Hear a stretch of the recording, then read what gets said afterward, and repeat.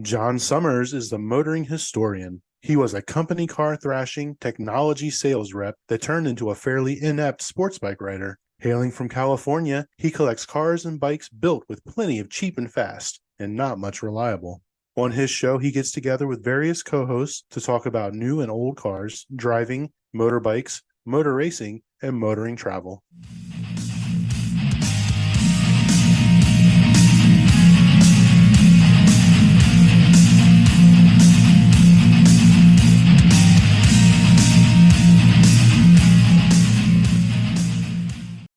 Good day, good morning, good afternoon. It is John Summers, the motoring historian. Topic of today's prattling, hot August nights. I just went for the first time. I felt a need to unpack it, frankly.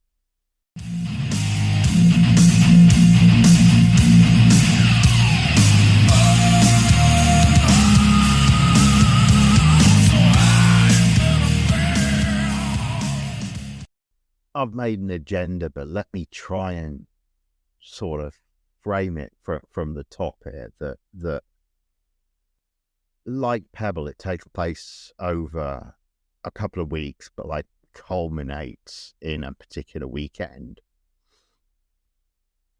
Like Pebble, there was a sort of genesis event, and then all these other events spun off from it.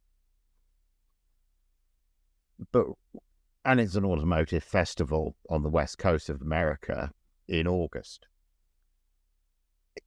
But really, the similarities end there. And it's kind of amazing that our hobby has that kind of like diversity, because I didn't see one Ferrari. I didn't see, beyond the odd McCann in a casino car park, I didn't see one European car. This is an event which is focused on domestic stuff, so stuff from American makers, but more than that, the craftsmanship that comes with either preserving or restoring or putting your own modified touch on something which everyone's seen a million billion times before, a Mustang, a Camaro, and an Impala. So, and this is an event which, at its genesis, is a cruise.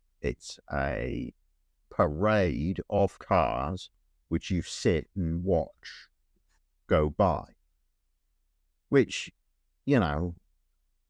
sitting here in my spot in San Francisco here, looking at these Gixxers, some of which are functional, some of which aren't, I struggled with that a little bit. But the first night we were there, we went out for a meal and just sat on the balcony of some restaurant. And, out west, when you live on the coast here, LA, San Francisco, when the sun goes down, it's cold. That's why hoodies were invented here. You put the hoodie on, you have the hoodie in the car, because when the sun goes down, it gets cold straight away. Well, inland there, it's not like that. When the sun goes down, it stays warm.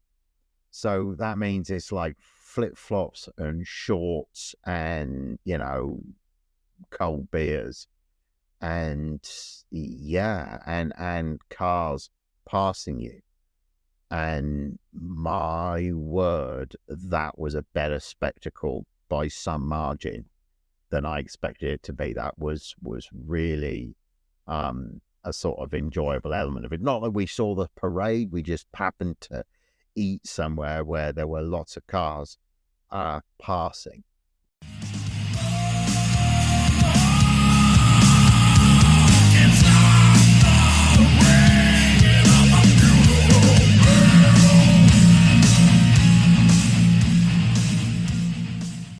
I went with a couple of neighbours.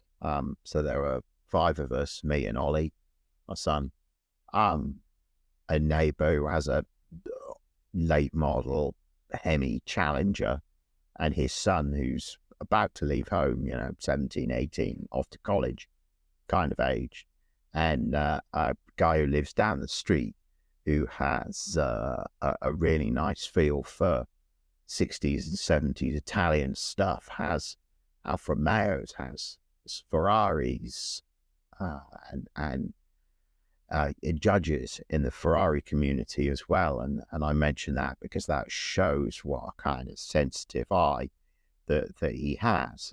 And we were friends before the trip, but certainly after the trip, I think we're all a lot closer to each other. I had forgotten how a sort of road trip, and definitely a road trip where everyone's a car enthusiast and it's about the drive as much as about, no one needs to overtake. Nobody needs to say, why did you overtake there? Like, obviously you're going to overtake, like we're doing a driving trip and we all like cars here. So, so it had, the whole weekend had that kind of feel for me. It had, I can best describe it as being similar to the times in the early 2000s when I drove down to Le Mans, where, at the beginning of the trip, one drives in a way that one might normally drive in. By the end of the trip, one finds oneself driving in a way that one might normally reserve for a slightly brayed out moment on a sports bike. The route that we took from here involved visiting Copperopolis. So obviously I'm familiar with that neck of the woods and Highway 4, which is in parts English B road, believe it or not, European listeners. It really is that twisty, and that, you need a Fiesta ST, not a Chevy Camaro kind of surface. But then there are also parts that are, just French N road, English A road, A4, where you could really just ring the things out. So if I tell you that the Ferrari guy chose to have air conditioning and reliability and brought his Generation 3 Prius, we left him behind in the Challenger. I used the E55 for this, and so the driving element of it was extremely enjoyable, and I rather like a drive down to Le Mans. And obviously, with that comes risk, and I felt like we mitigated the risks reasonably well and didn't sort of at the goat too much, whilst enjoying ourselves on some empty, quiet, fast roads. Should say that we organized the route to take us over 2 different passes in the Sierra Nevadas. On the way up there, we went through Eberts Pass, which is in places the road is sufficiently narrow for them to, for there not to be room for 2 cars to pass, which is kind of, unusual in and the Sonora Pass, which I'd driven over before. But, you're not expecting like sweeping A road to turn into like Alpine Mountain Pass, which is how it is. It's switchbacks. It's, it's the Mercedes picking up its inner rear wheel and smoking it a little bit if you're not careful.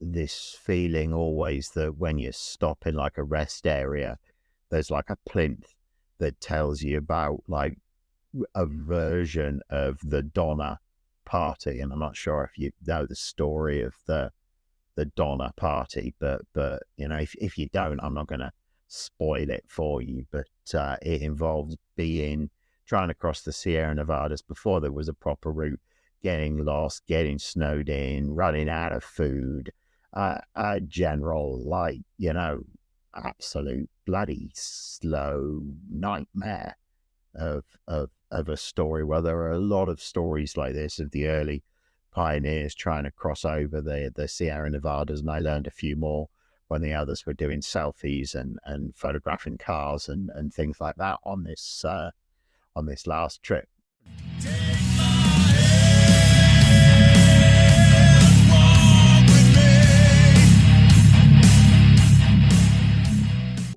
The event, as I said, runs a couple of weeks. We arrived the final weekend. We booked an Air BnB in Reno. Now, a word on Reno. Many of you non-Americans will have visited Las Vegas, and perhaps have considered it a slightly tawdry experience. But if I tell you that Reno is a tawdry version of Vegas, you might get some idea of what it's like. So look, it's one of these desert communities which didn't exist, years ago. It's a stop on one of the main runs west across the country. My understanding is, I'm not a gambler, but my understanding is the odds are better in Reno. So this is why there is actually a casino here, because if you're somebody who gambles for entertainment, you're going to stay in the hotel, you're going to gamble, you might go to a different casino or something like that. You've been to Vegas before. The fact that Reno offers better odds, that represents, a reason to go to the casinos in Reno do a pretty good job at doing other kinds of events. So, I found myself, when I was looking at the neon lights at the drag racing that we went to, I'll talk about it in a minute. I'm looking at the neon lights there. There's a Wasp show. There's like Testament and Death Angel coming up. There's like, as well as obviously like country people and R&B people who I'd never heard of. But, there's like a full fist of shows coming up. And I mentioned Wasp and Testament to illustrate that, you too would, stay at the casino, see Wasp, get plastered because you were staying at the casino, make a weekend out of it, eat in the casino, and generally have a Vegas-like casino kind of experience. So look, right, Hot August Nights is hosted in the car parks of most of a couple of the main casinos. So the event that we went to was at the Grand Sierra Resort, I think it's called. There's another one at like the Peppermill. That's another big casino there. If you've been to Vegas, you know the setup a little bit. Although it is a little bit like, if you try and go anywhere or do anything in LA, you always need a car, because like one place is always 10 or 15 miles from another place, and even if it's only 5 miles away, there's like a freeway bisecting it. That means that you can't walk. There's no sidewalks for you to be able to walk. So it's one of those kind of communities. So, and by the time that we were booking, we couldn't stay in the old couldn't stay in the casinos. It was there at like $400-$500 a night for the rooms. So we were like, yeah, not doing that. So we ended up booking an Airbnb. I mean, fine, right? But quite often with these things, there can be a slip twixt cup and lip, and in this case, we didn't have the door code, so we could get in the room okay, like from the corridor, but actually getting into the building, which was secured against Reno's homeless meth head population, of which is fucking vast. Let's call a spade. And of a particular class of blasted by the desert sun kind of meth head, if you get the picture. So I guess the trip was rendered a little bit more adventurous by virtue of the fact that at no point were we able to get into the building without assistance. So when we're coming back to the room, we're like hanging around outside waiting for somebody to come out and like asking them, catching the door or asking them to let us in or all of that kind of thing. So, that was not ideal, but, I guess not the end of the world. And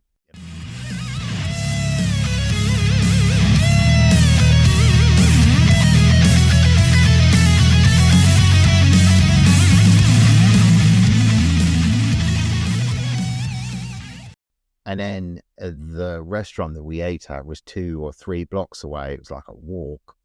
And yeah, as I mentioned previously, we missed like the parade, but there were so many cars about that it represented like a mobile car show, and I wasn't alone in being really impressed by that. We were all really impressed and really excited by that. I, I'll be able to include pictures of the bits and pieces, and this really, you know, I'll be able to include pictures of what we saw.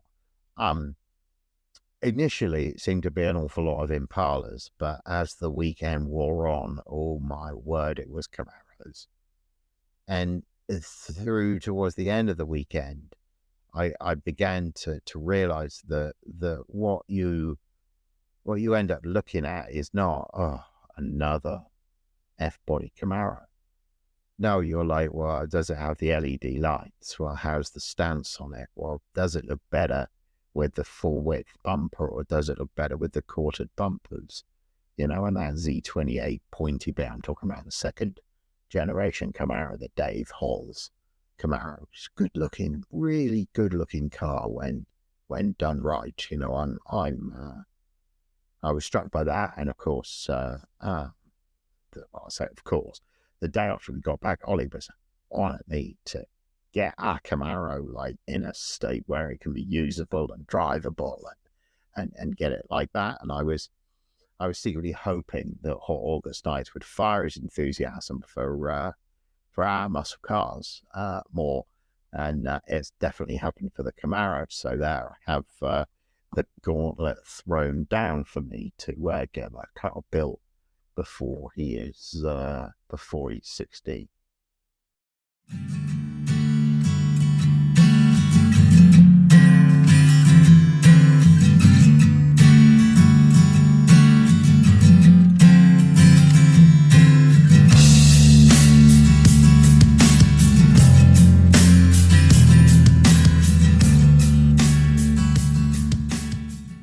So the music this time, so for a lot of the events, the car parking was a bit of an asshole around where we were, and it was like towing and all of that.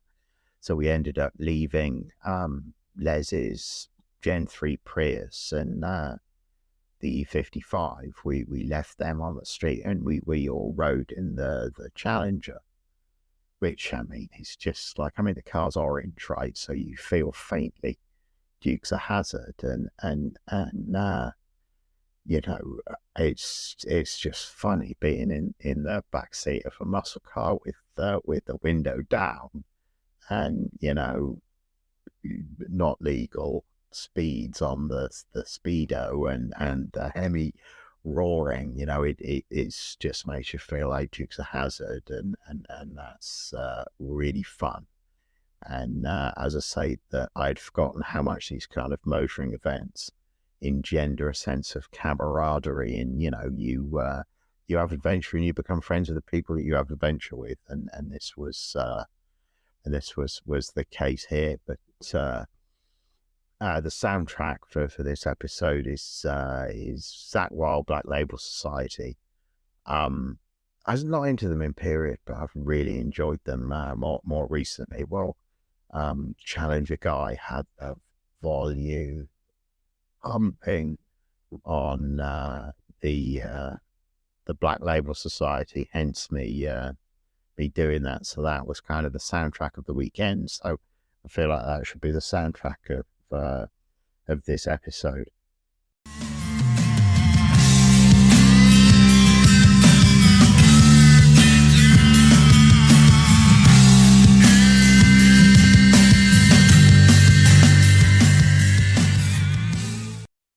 So the E55, I mean, it sat for a year. I just like pulled it out. I mean, I'll show you the picture. It's like a bloody barn find. It had bird poo all over one corner of it, because I guess a nest had been directly above it. So, you know, all of the poo from, like, you know, mum, dad, and all the babies was down the side of it, and all the mess of the... Anyway, so I hosed that off. Like, the car looks bloody terrible. Now it really looks like, with Nail and I tired. On this trip when we were in Reno, I don't know why my hand was on it, but I touched the roof and a whole section of paint, like 2 or 3 inches square, came off my hand around the sunroof, because it's just, but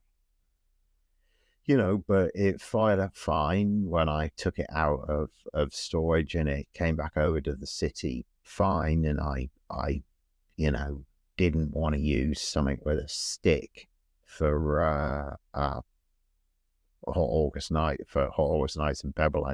I never like a stick for Pebble because there's so much sitting in traffic, and you're driving a lot, so it's tiring. And the Mercedes is just great at these kind of trips. So so I put 700 miles on it since I took it out of storage. It sat for a year. I just took it out of storage, warmed it up gently, and then fucking leaned on it like I normally do, check the tire pressure, check the oil, and then just like, brake fluid, water, and all of that looked tickety boo. And, it fired up, not quite first turn of the key, but, still only took about, I would say, under a minute before it went into closed cycle.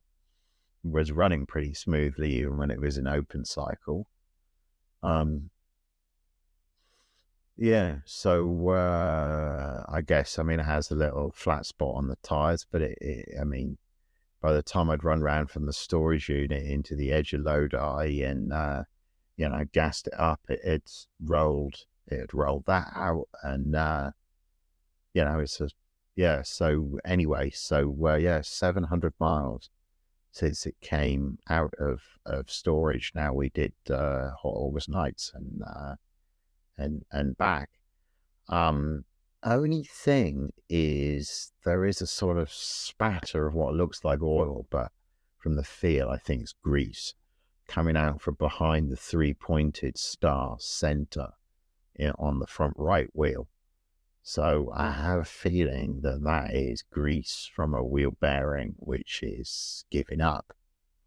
But I did crank the thing up this morning, and I rolled the wheel, got the wheel off the ground and rolled it. And, is it the most silent turning wheel you've ever seen? No. Is it the graunchiest, failingest wheel bearing you've ever seen or heard? No, it is not. So, I'm going to chance it for Pebble. That's why I'm recording this like right now, because when I don't really feel ready for it, because and I'm not doing a conversation with Gammy or anything like that. I'm recording it now because it's Pebble tomorrow, so I wanted to actually vomit my thoughts on this event before they get kind of overwritten by another event. Because look, it's as simple as there is a correct, when you restore a Jaguar E-Type, unstable internet saying that. Look, when you restore a Jaguar E-Type, there is a correct way to do it and an incorrect way to do it. And you're just not, some people do, but you're not going to do slot mags, Hugger orange, and, silver flames. You're just not going to do that because it's just outside of the culture. So you might, if you were, you might do different wheels or something, or something like that. So I think with the Jaguar E-Type, you tend not to see people doing that. But, what you might do, with an MGB is for a 5-speed transmission from a Master My Archer or something like that, just to make it more drivable in modern conditions on highways, because this is a car that was designed before there were motorways and highways everywhere. Fundamentally, what I'm saying is that European culture is not to modify beyond maybe a mild personalization towards your own preference, whereas the American scene is far more about modifying your own cars, and in that respect, it's far more like the sort of classic Ford scene is in Britain, where it's not about whether or not you've got an Escort or a Fiesta. It's what kind of condition it's in, and how that car reflects your own, ideas about what's cool, and in many cases your own personal craftsmanship in making it that way. So, well, as I say, this is the comment I made about the Camaros earlier, that when you see loads and loads of them together, you find yourself comparing them together. And of course, that's what people in the scene are doing. And then it's about, well, what represents good taste, what represents bad taste, what represents something different from what other people have been doing. So one thing that we talked about, that Ollie and I talked about, that I didn't think he noticed was, but I did notice, was Forgiato wheels. They weren't to his taste. He didn't like the way they made the car look. He didn't like the design of the wheel. He particularly didn't like the steering wheel design. And, this is the nature of an event like that, is that you're going to have some cars that you look at that you're in love with, and others that you're not. But what was interesting to me was it took, I would say, so the first day we went to that, we ate a meal and watched the cars drive past. The second day, we went to the Grand Sierra and looked at cars. I would say we looked at probably 100 or 150 cars that were in a parking lot, basically, in the bloody roasting sun. I mean, let's make no fucking mistake. It was balls hot, right? When I realized how many cars there were, we arrived in the corner of the car park, and you can see like acres of bloody Camaros, basically.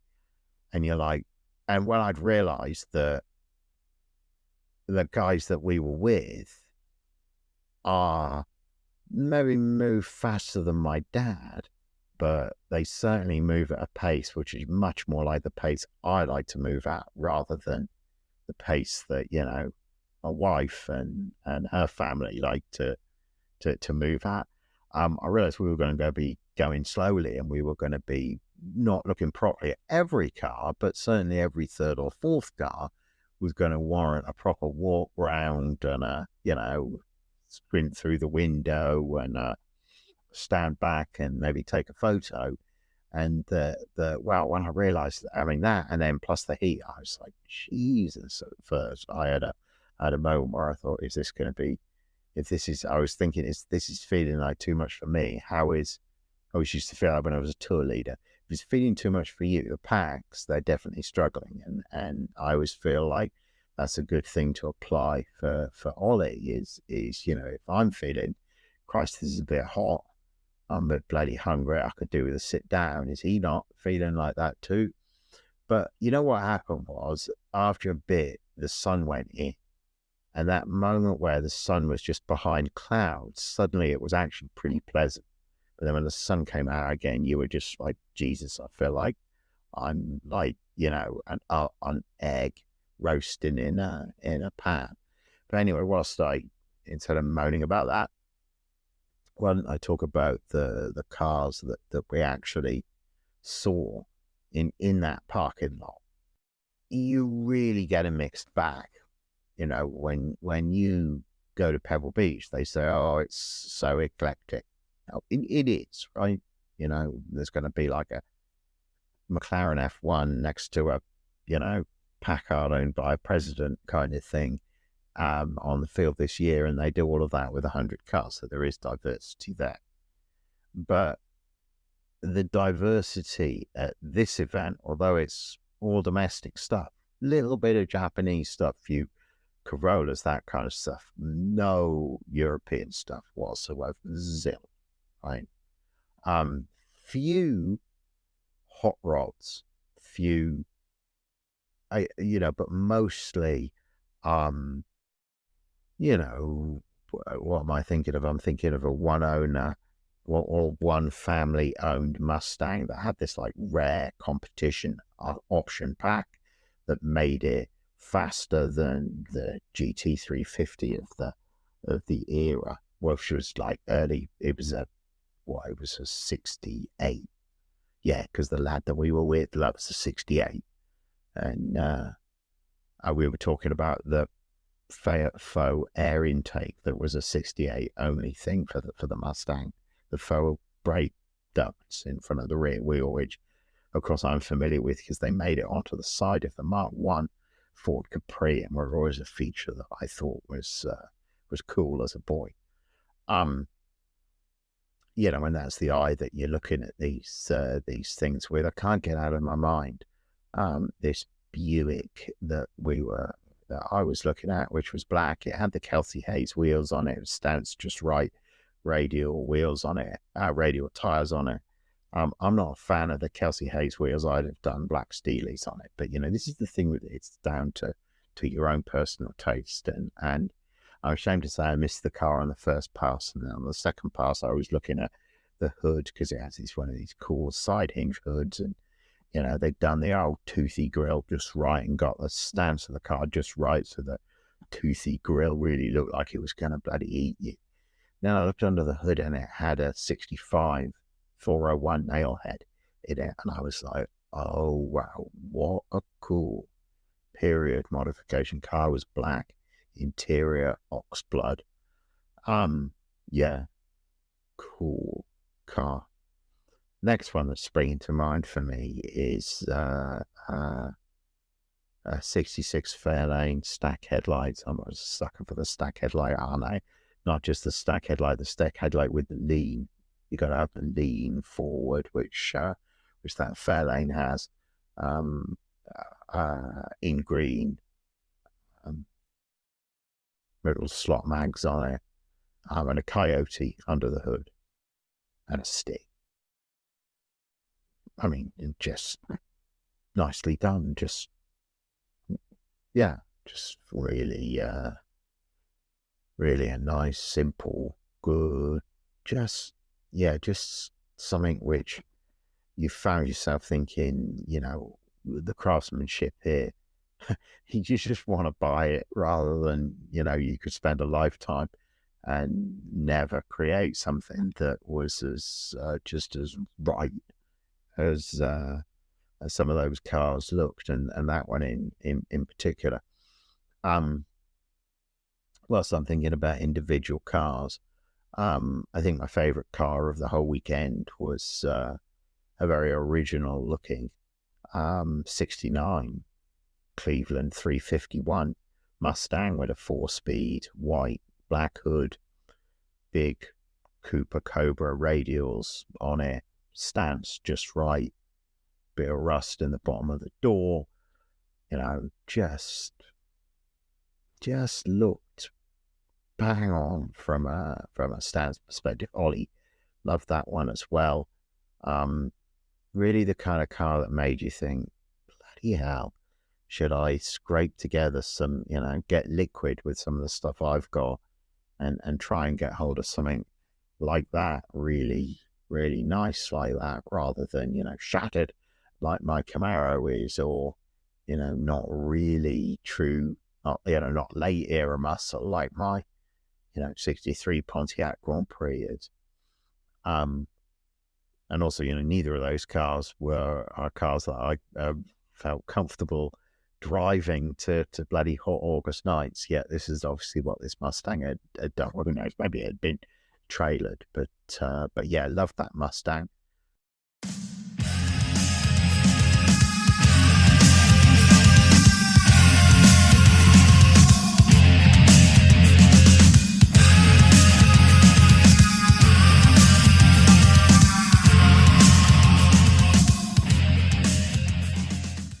Also, on the last day, we took a cruise through the Pebble Mill and looked at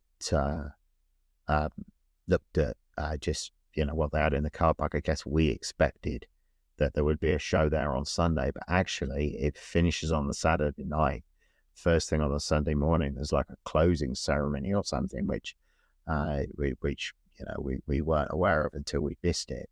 So, but we went to the Pebble Mill, we walked around, and in the car park there was a really, really lovely 4-speed 69 Judge GTO orange faded hideaway headlights. The spoiler was faded a different color from the trunk, a different orange.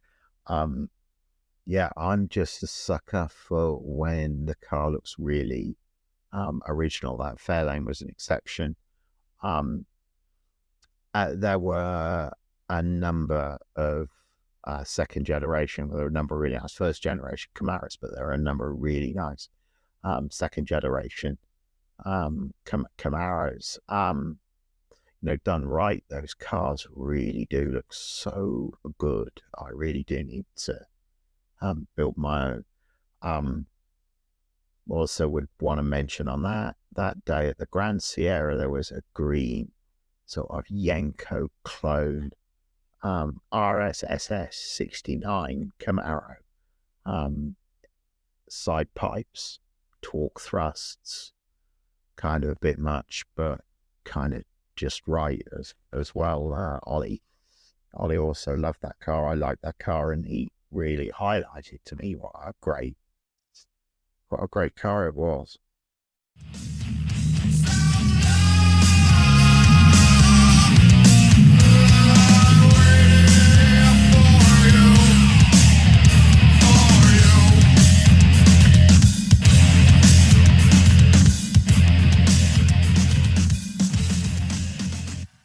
So I guess the climax of the event for us was we went to the Nugget on the Saturday night, because we'd read in the agenda thing that if you Google it up, events August nights, and there's like a list of stuff that's published. So although the events are distributed over a number of casinos, they were like coordinated, like producing a timetable. I guess the Chamber of Commerce are involved in all of that good stuff. But look, right, this is neither here nor there. We went to see this drag racing. I guess it's in a car park. I guess there was no center divider. So there was we were in these bleachers, and I would have said when you walked around the front of the bleachers, you were probably, I don't know, 20 feet from the car. There's this concrete barrier in the way. And I guess we were there right at the beginning, and they're emergency services were racing their different vehicles against each other. And, people were doing, practices and that kind of stuff. And, it's one bloke had a Carmen gear, about the only their only European car I saw the whole time. So, in other words, there was general, not exciting stuff. But this bloke took this Pro Street Vega up the track, and I kid you not, he had the back so far out of line that if he'd done it the other way, he'd have tagged the concrete wall. And I said to Wally afterwards, do you think that concrete barrier would have held that car back if it had gone the other way? And he went, no. And I'm like, yeah, if a bloody 9-year-old can spot that this is a little bit more of a loosey-goosey form of motorsport than you might see in California. Yeah, so yeah, we were high up in the bleachers. We weren't down at the front, and at the place where it said no standing behind the catch fencing, we did not stand there or dither in that place. And that was a really fun event to go to. We struggled to park and sat in traffic, and that was a bit irritating, but it's part and parcel when you've not been to this kind of car event before. Now we know that you bloody just street park and walk. Now we know.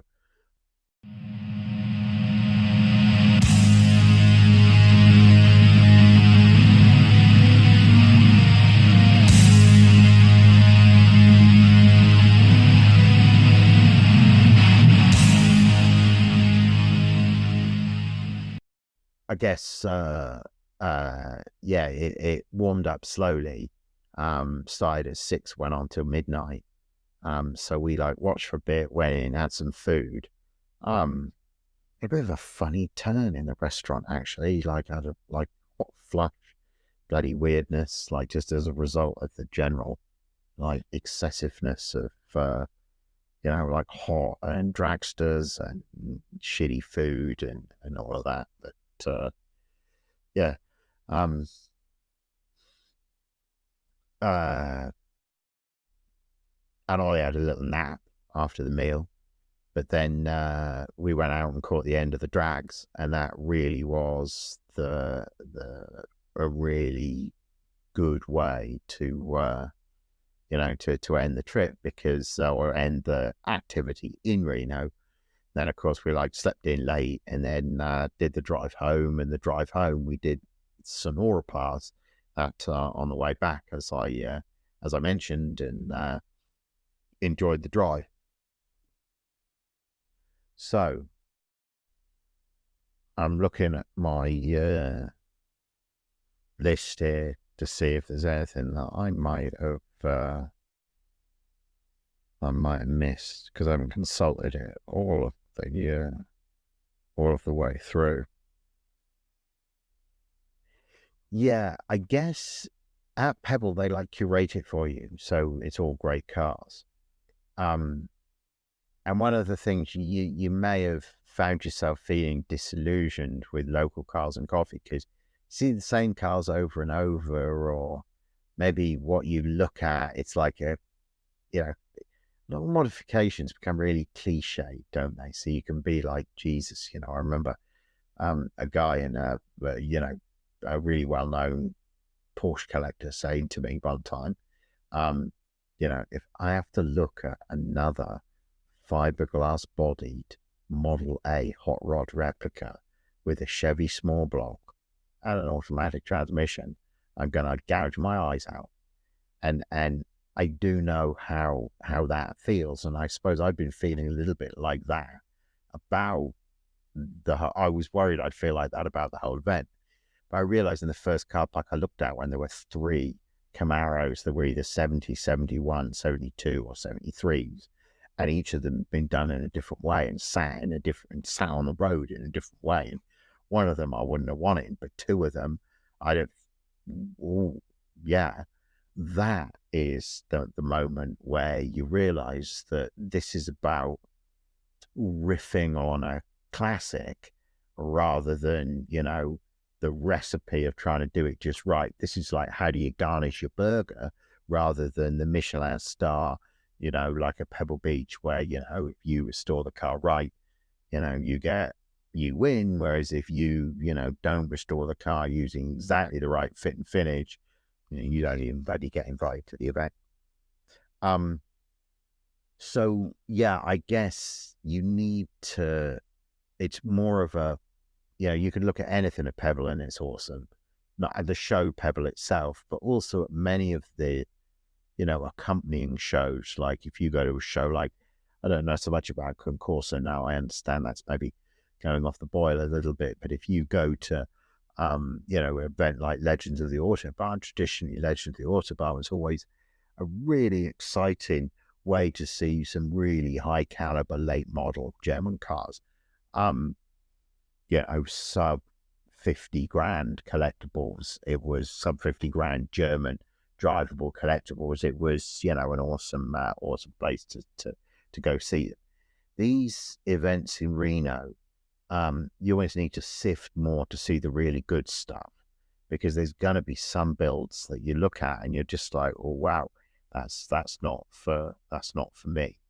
Because not everybody's taste is the same, is it? And then there are the original cars there. I mentioned that Mustang with the competition pack on it, or wherever it was. But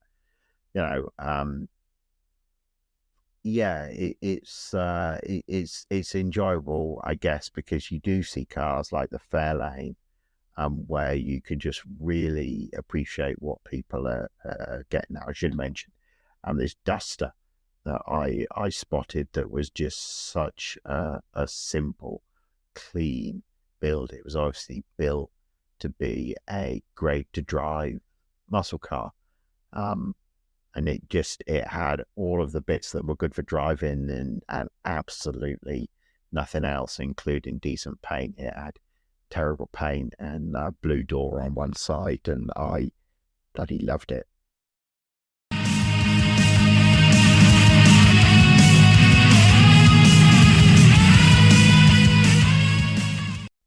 So I guess what I'm really struck by, and this is what I'm going to wrap up with, is that you come back from a pilgrimage like that, with your fervor for the religion you've worshipped at the pilgrim shrine or whatever. You've been amongst your people.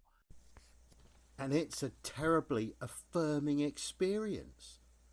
This is Editor John, by the way, and I don't know why I was struggling to get the point out, but that's really what I was saying, is that it was awesome looking at the cars. It was awesome getting to be closer with the people that I went with, and it was awesome being part of something that's a little bit bigger than yourself. And that was perhaps a little bit more of a deeper, profound point than I was really expected to make here. But yeah, really fun event. And if you get the chance to go, if you like cars, go. If you like muscle cars, really, at some point in your life, you must go to Hot August Nights. Thanks for listening.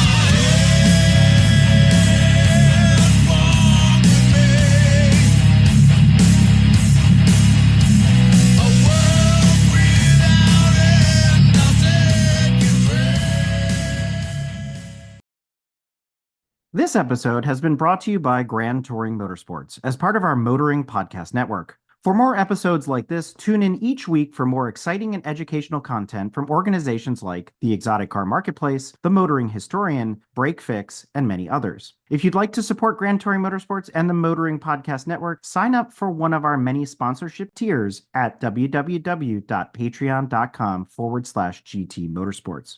Please note that the content, opinions, and materials presented and expressed in this episode are those of its creator, and this episode has been published with their consent. If you have any inquiries about this program, please contact the creators of this episode via email or social media as mentioned in the episode.